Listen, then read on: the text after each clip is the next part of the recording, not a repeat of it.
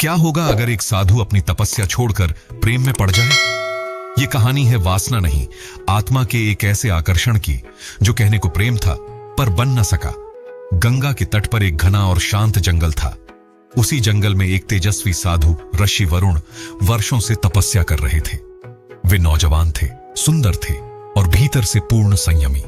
उनका जीवन ध्यान, साधना और आत्मिक शांति के लिए समर्पित था। गांव के लोग उन्हें देवता मानते थे और उनकी पूजा करते थे। उसी गांव में रहती थी एक 16 वर्षीय कन्या सुवर्णा। उसकी सुंदरता की चर्चा पूरे गांव में थी। बड़ी बड़ी आंखें जैसे किसी गहरे रहस्य को छिपाए हुए हों। जब भी वह गंगा से जल भरने जाती, उसकी नजर अनायास ही ऋषि वरुण के आश्रम की ओर चली जाती। कुछ था जो उसे खींचता था, एक अनजाना आकर्षण। एक दिन तेज हवा चली और उसकी चुनरी उड़कर ऋषि वरुण के आश्रम में जा गिरी। झिझकते हुए वो उसे लेने गई। तभी ध्यान में लीन ऋषि ने आंखें खोली। उनकी नजर सुवर्णा पर पड़ी। क्षण भर को सब स्थिर हो गया। ऋषि बोले, बेटी, यह स्थान तपस्वियों का है, यहां आना उचित नहीं। सुवर्णा ने सिर झुकाया। मुझे क्षमा करें, मेरी चुनरी उड़ गई थी। लेकिन उसकी आंखों में कुछ और था। कोई न कहा गया सवाल, कोई गहरी पुकार। ऋषि वरुण उसकी आंखों में झांकते रहे। पहली बार उनके भीतर कोई भाव जागा था जो अब तक शांत था। इसके बाद सुवर्णा रोज गंगा किनारे आने लगी। कभी दूर से मुस्कुरा देती, कभी उनकी मंत्र ध्वनि सुनकर उसके शरीर में कंपन दौड़ जाता। ऋषि का मन भी विचलित होने लगा। ये वही साधु थे जिनका ध्यान कभी नहीं डगमगाया। अब उनके भीतर द्वंद्व शुरू हो गया था। एक दिन सुवर्णा ने पूछ ही लिया, ऋषिवर, आप इतने सुंदर हैं, फिर अकेले क्यों रहते हैं? ऋषि ने आंखें बंद की और बोले, सुंदरता क्षणिक है, आत्मा ही सत्य है, मेरा धर्म ही मेरा प्रेम है। सुवर्णा मुस्कुराई, लेकिन प्रेम भी तो आत्मा का अंश है ना? उसके शब्द सीधे ऋषि के हृदय में उतर गए। पूर्णिमा की एक रात, जब पूरा जंगल चांदनी में नहाया था, सुवर्णा धीरे धीरे आश्रम की ओर बढ़ी। उसकी पायल की आवाज ने ऋषि का ध्यान भंग कर दिया।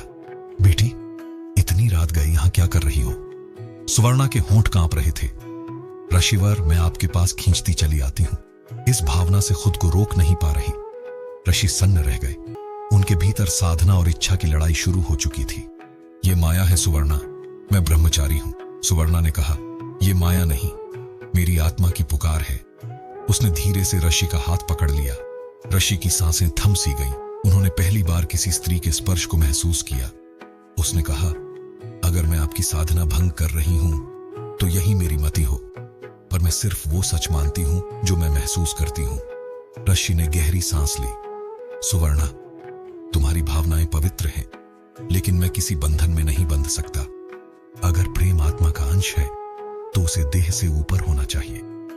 सुवर्णा की आंखों से आंसू गिर पड़े। उसने पूछा, तो क्या आप मुझे कभी स्वीकार नहीं करेंगे? ऋषि ने उसके सिर पर हाथ रखा। प्रेम देह में नहीं, आत्मा में बसता है। अगर ये प्रेम सच्चा है तो इसे सहनशीलता में बदलो। सुवर्णा रोती हुई पीछे हट गई और धीरे धीरे वहां से चली गई।